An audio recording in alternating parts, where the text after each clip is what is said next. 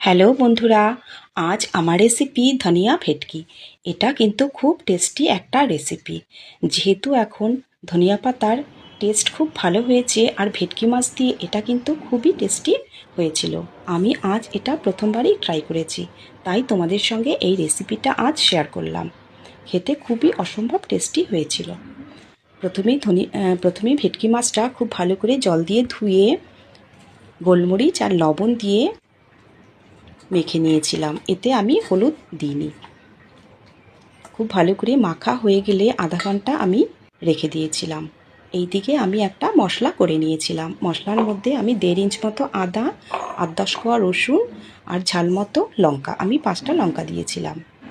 একটু জল দিয়ে একটা স্মুথ পেস্ট আমি তৈরি করে নিয়েছিলাম।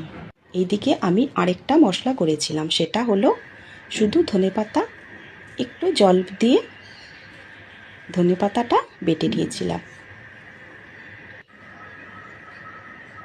ব্যাস, মশলা আমার তৈরি। এরপর আমি দুটো পেঁয়াজ নিয়েছিলাম। দুটো পেঁয়াজ একদম মিহি করে কুচিয়ে নিয়েছিলাম।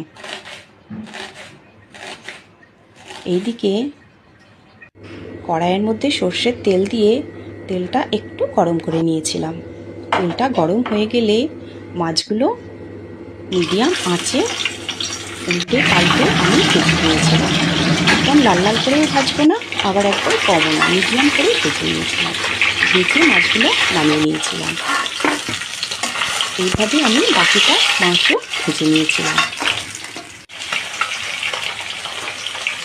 মাছটা সম্পূর্ণ ভাজা হয়ে গেলে ওই তেলের মধ্যেই আমি একটা দারচিনি আর কয়েকটা গোলমরিচ আমি ফোড়নে দিয়ে দিয়েছিলাম। এরপর পেঁয়াজটা আমি দিয়ে দিয়েছিলাম। পেঁয়াজটা হালকা ভাজা করে নিয়েছিলাম। পেঁয়াজটা যখন কাঁচা গন্ধটা চলে গেছিলো তখন আমি এর মধ্যে আদা রসুন আর কাঁচা লঙ্কার পেস্টটা দিয়ে কিছুক্ষণ ভাজা করে নিয়েছিলাম।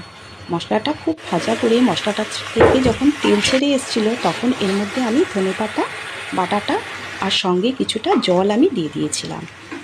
এরপর মিডিয়াম আঁচে বেশ খানিকক্ষণ আমি মশলাটা সঙ্গে ধনেপাতা বাটাটা মিশিয়ে নিয়েছিলাম। এই সময় আমি স্বাদ মতো লবণ দিয়েছিলাম।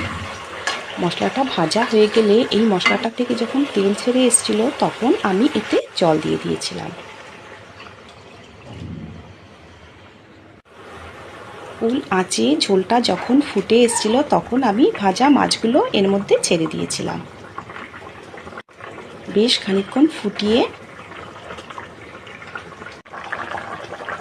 যখন ঝোলটা গাঢ় হয়ে এসেছিলো তখন গ্যাসটা অফ করে দিয়েছিলাম আর নামিয়ে নিয়ে